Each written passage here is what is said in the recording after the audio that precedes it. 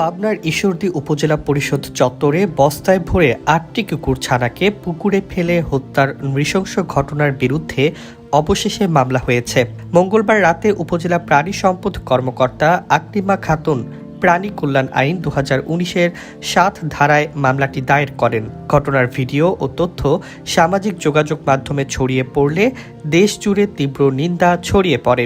বিষয়টি জাতীয় গণমাধ্যমেও ব্যাপক আলোচনার জন্ম দিয়েছে। নতুন এবং ফিরে আসা গ্রাহকদের জন্য নগদে চলছে ক্যাশব্যাক সহ প্রতিদিন হাজারো উপহার জেতার সুযোগ। হবে আশা আর ফেরা সারপ্রাইজ সেরা।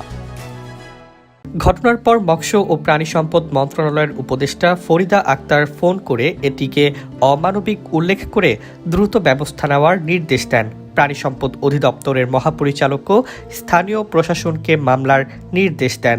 এরপর ঢাকা থেকে অ্যানিম্যাল অ্যাক্টিভিটিস কমিটির একটি তদন্ত দল ঈশ্বরদীতে আসে এবং ঘটনাস্থল পরিদর্শন করে।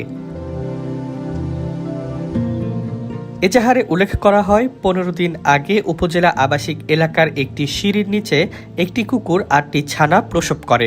কর্মকর্তা কর্মচারীরা মা কুকুরকে নিয়মিত খাবার দিতেন, কিন্তু ১ ডিসেম্বর থেকে মা কুকুরটি ছানাগুলোকে না পেয়ে আর্তনাদ করতে থাকে। পরদিন অনুসন্ধানে নয়নের শিশু ছেলে জানায় তার মা নিশি রহমান বস্তায় করে ছানাগুলোকে পুকুরে ফেলে দিয়েছেন। পরে মালি জাহাঙ্গীর পুকুর থেকে বস্তা তুলে আনলে সব ছানাকে মৃত অবস্থায় পাওয়া যায়। ঘটনার প্রতিবাদে দেশজুড়ে নিন্দা বাড়তে থাকে। যদিও নিশি রহমান দাবি করেছেন তিনি ছানাগুলোকে শুধু একটি সজিনা গাছের নিচে রেখে এসেছিলেন। এদিকে নয়ন বলেন, ঘটনা অমানবিক, আমি মর্মাহত ও লজ্জিত।